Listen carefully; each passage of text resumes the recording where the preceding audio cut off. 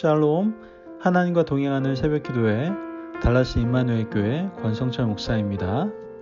오늘도 하나님과 동행하며 풍성함을 누리시는 저와 여러분 되시길 주님의 이름으로 축복합니다.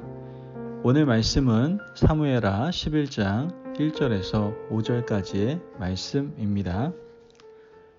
그 해가 돌아와 왕들이 출전할 때가 되매 다윗이 요압과 그에게 있는 그의 부하들과 온 이스라엘 군대를 보내니 그들이 암몬 자손을 멸하고 랍바를 에워쌌고 다윗은 예루살렘에 그대로 있더라.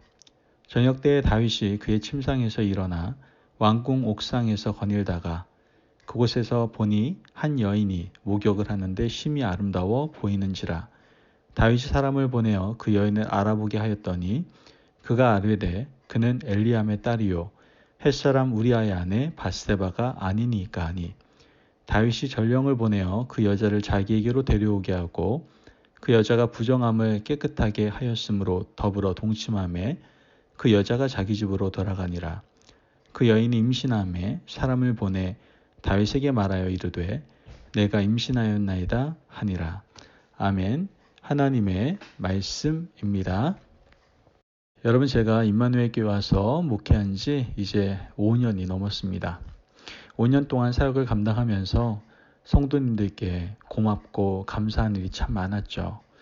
이번에 특별히 제 생일이라고 귀한 잔치를 준비해 주셔서 그 잔치를 통해 우리 성도님들과 함께 서로 마음을 나누고 교제할 수 있게 되어서 얼마나 감사했는지 모릅니다. 이런 생일 잔치뿐만 아니라 이외에도 성도님들에게 감사한 부분들이 너무나 많지만 제가 목회하는 입장에서 가장 고마운 성도님은요, 사실 항상 그 자리를 지켜주시는 분들이 가장 고마운 성도님이더라고요. 예배 자리를 지켜주시고 봉사와 섬김의 자리에서 말없이 묵묵히 그 자리를 지켜주시는 분들이 목회하는 저에게 있어서 얼마나 감사한지 모릅니다. 어떤 성도님들은 가끔 저에게 이렇게 말씀하세요.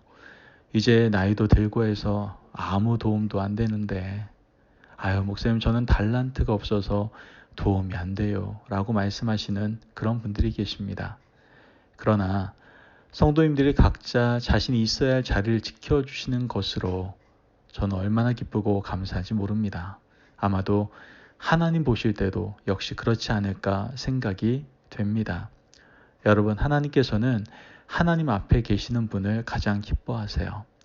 어떤 분들은 그냥 자리만 지키고 있는 것이 무슨 소용이냐고 말할지 모르겠어요. 그러나 하나님께서 기뻐하시는 자리에 서 있는 것, 생각보다 쉽지 않습니다. 어려운 일입니다. 왜 그러냐면 일단 변하지 않고 성실하셔야 되고요. 늘 동일한 믿음을 가지고 있어야만 이 자리를 지킨다는 것이 가능하기 때문에 그렇습니다. 오늘 본문은 다윗이 있어야 할 자리를 지키지 못해서 일어난 비극적인 일들을 기록하고 있는 것을 보게 됩니다. 오늘 본문을 보면 다윗은 정말 악하고 추악한 인간의 밑바닥의 모습이 어떤 것인지를 우리에게 보여주고 있습니다. 이 다윗은 자그마치 10계명을 3가지나 어겼어요. 어떤 걸 어겼습니까? 간음했죠. 살인했죠. 이웃의 집을 탐내지 말라고 하신 계명 또한 어기는 것을 보게 됩니다. 사실 10계명만 범한 것이 아니죠. 전장에 있는 군인을 개인적인 용무로 후방으로 불러들이는 군기문란을 일삼았습니다. 이런 엄청난 죄가 과연 어디서부터 시작되었다라고 여러분은 생각하십니까? 오늘 본문 1절 말씀을 보면 그 해가 돌아와 왕들이 출전할 때가 되매 다윗이 요압과 그에게 있는 그의 부하들과 온 이스라엘 군대를 보내니 그들이 암몬 자손을 멸하고 랍바를 에워쌌고 다윗은 예루살렘에 그대로 있더라. 아멘. 여러분, 성경을 보니까 그 해가 돌아와 왕들이 출전할 때가 되었다라는 말씀을 하고 있는 것을 보게 됩니다. 사실 여기에 주목해야 되죠. 다윗이 다스리던 시절에 이스라엘을 둘러싸고 있는 나라들과 국경 분쟁에 있는 곳에 왕들이 출전할 때가 있었어요. 당연히 다윗은 어떻게 해야 됩니까? 이스라엘 군대와 함께 가서 여러 가지 분쟁을 조정해야 되는 역할을 감당해야 되는 것이 바로 다윗의 역할이었습니다. 그런데 다윗이 어떻게 하고 있는 거예요? 나가지 않았습니다. 요압만 보내고 다윗은 예루살렘에 그대로 머물러 있었던 것이죠. 왜 그랬겠습니까? 이제 다윗은요, 이런 생각을 했을 거예요. 자신의 위상이 이젠 그 정도 일에는 나가지 않아도 된다라고 그렇게 생각했던 것 같아요. 다윗이 나가지 않고 그냥 요압만 가도 충분히 가능할 것이다라고 생각했던 것이죠. 물론 요압이 가도 충분할 겁니다. 장수 중에 장수이기 때문에 요압만 가도 큰 문제 없이 이 모든 문제를 해결할 수 있었을지도 모릅니다. 그러나 이것은 하나님 앞에서 큰 잘못이었고 죄였다라는 것을 우리는 성경을 통해서 알게 됩니다. 왜냐하면 다윗의 정체성, 그의 리더십은 바로 뭐였기 때문에 그래요? 목자였기 때문에 그렇습니다.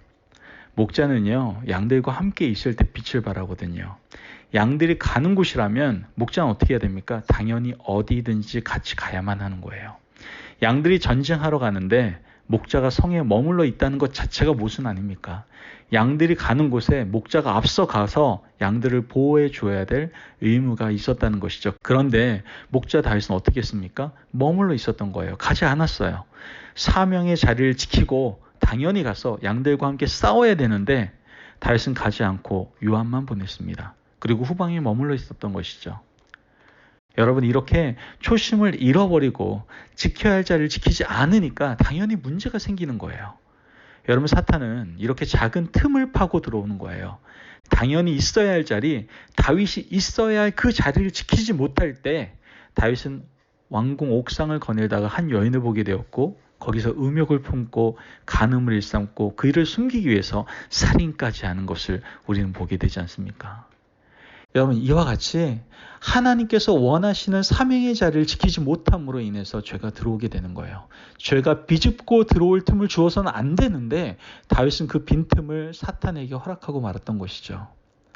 여러분, 우리가 기도의 자리에 나와 하나님 앞에 엎드리는 것은요, 우리를 지키는 일이고 우리 가정을 지키는 일이며 더 나아가 우리 교회, 이 나라를 지키는 일입니다.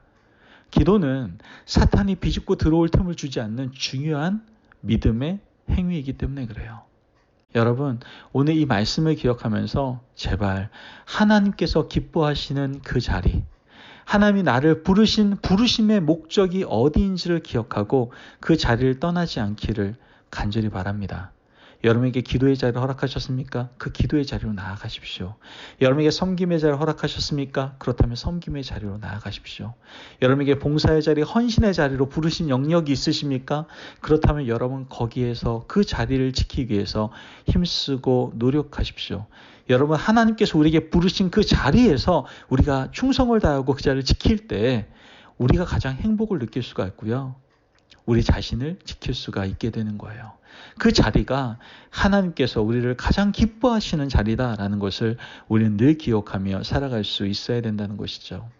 여러분, 오늘 하루도 하나님께서 여러분에게 허락하신 그 사명의 자리를 굳게 붙들고 그 자리를 지키며 살아갈 수 있는 저와 여러분 되시길 주님의 이름으로 축복합니다. 아멘.